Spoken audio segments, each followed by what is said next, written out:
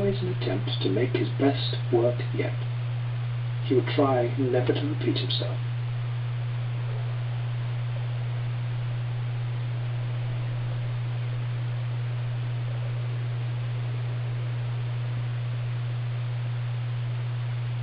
The way that he dealt with me in the beginning was really, it's like sort of saying you're an animal and you've got to understand that's how you're going to be treated.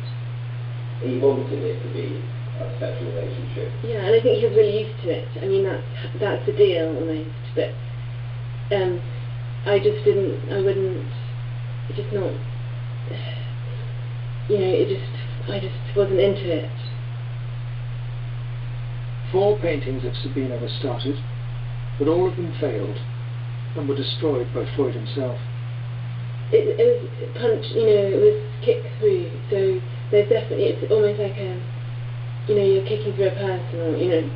I mean, I felt that he was very angry with me.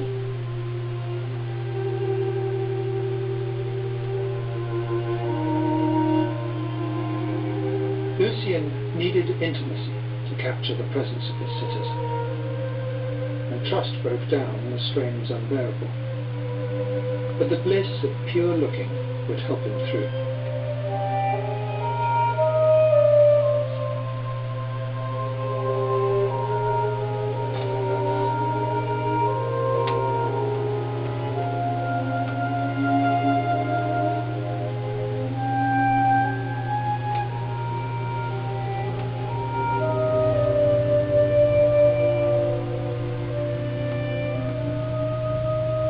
He always used to say that when he was particularly unhappy, he'd turn to painting the view out of the window or plants, things with which human beings didn't directly crop up.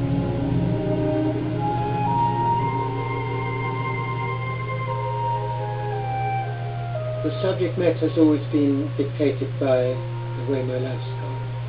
And I noticed then that when I switched away from people was when I was under particular strain. I didn't feel so like staring at people or bodies all day.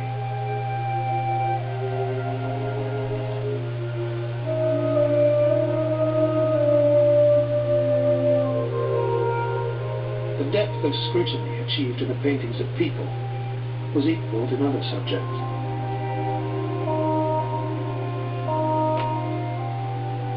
But sooner or later, Lucien always regained his nerve, painting what excited him most: people. After 3 decades of absence, he took on his mother as a subject. When his father, Ernst, died in 1970, Lucy had attempted suicide.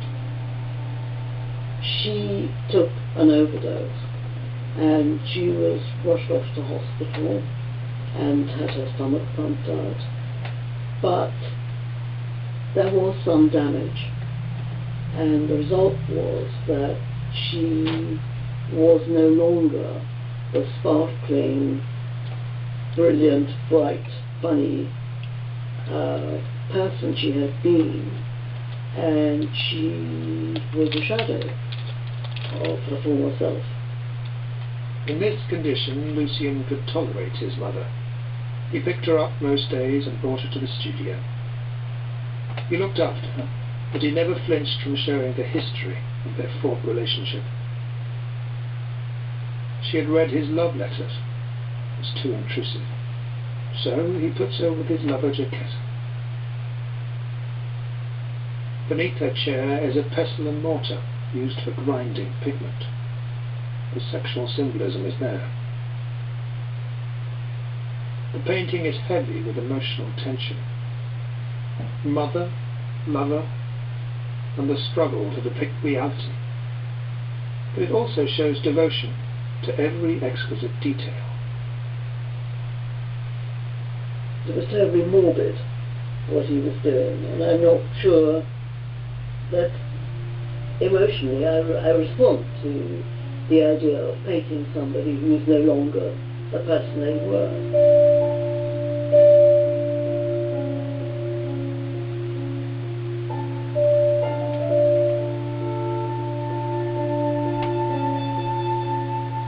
He told me he didn't like his mother.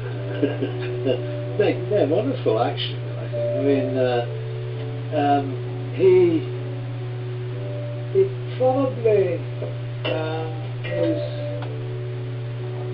a way of being with her, and he didn't have to say anything. Freud painted many members of his family.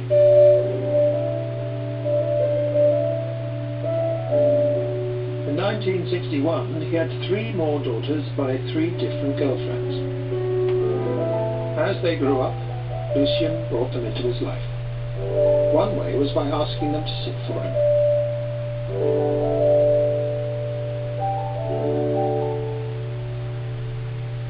I did 2 paintings first before I did any nudes, and then I thought, well, you know, I know that's what he would like, so I tried it out, and then as soon as I started I just felt fine. There was no weird feeling ever.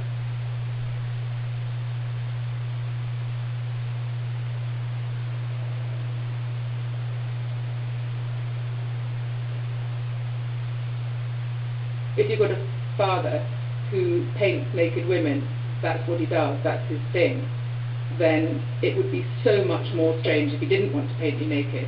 It would be, why would you, what would that be expressing?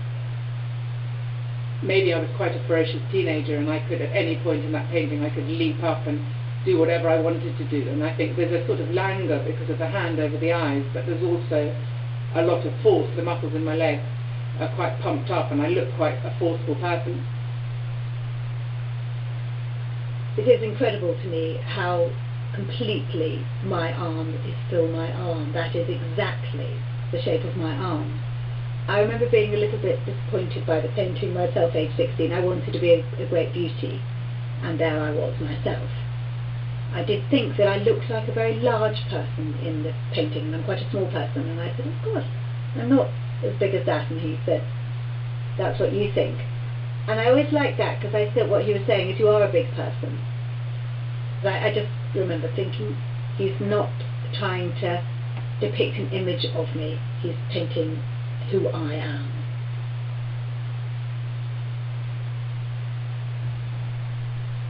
I think when you look at his naked portraits, you get the strongest sense of what it is like to occupy a body. You know, the fact that just beneath the surface of all of our skins, you know, there's surging blood and nerves going haywire. Even on the skin itself, there are rashes. There's sort of a whole history of sunburn or of eczema or, you know, a lifetime of response to the environment and so on, conveying an incredibly strong sense of their physical presence and registering in this way what's unknown and unknowable about his sitters. It might be said that Lucien himself was unknowable. He found the world strange, and he seemed strange to others. He liked it like that. It was more his personality that was so astounding, and the way he behaved. He was rather badly behaved and rebellious in terms of my child's perspective. He used to ring the house, and my stepfather used to answer, and in the way that people did in those days, he would say, you know, Coleman Touch 231, who's speaking please? My father just wasn't going to have anything to do with that kind of formality. He'd say, hello, hello. So these two men knew who each other were, but he wasn't doing it. So then he used to phone the phone box instead, and me and my sister used to run down the hill as the phone was ringing at an appointed hour and speak to him at certain points of the week. And that was really much more fun. It felt as if we were the naughty children, and the adults and the teachers were the boring grown-ups.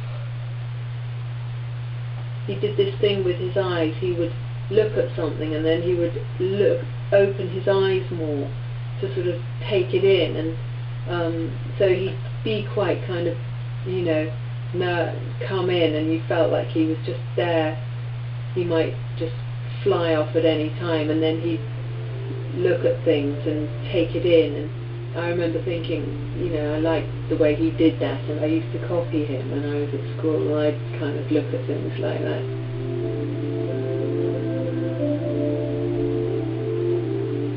After a lifetime of keeping his family and lovers at a safe distance from each other, and from him, in 1980 he started a painting which included 2 lovers and 3 children.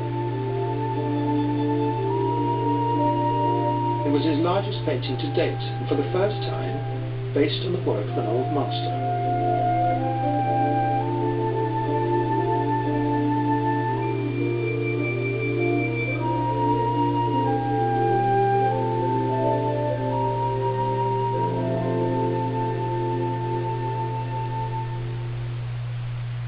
I feel that Lucian was erecting a kind of scaffolding, a hammy theatrical situation, which we all know when we look at the picture is just that. It's false, it's made up, it's theatrical. We know that they're mimicking a pose from a great painting from art history. We know that they're not wearing their natural clothes. And yet, they're also still in Lucian's actual studio, and you're aware of that, the floorboards, the paint on the walls, and so on.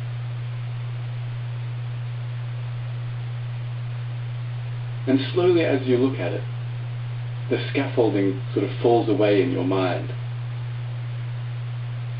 Just by being made aware of it, it's sort of encouraged to fall away. You're made conscious of the artifice of the whole thing. And what's left is these sort of gorgeous human presences, devoid of any fiction or any attempt to be captured in some way. And there's something sort of gorgeous about them.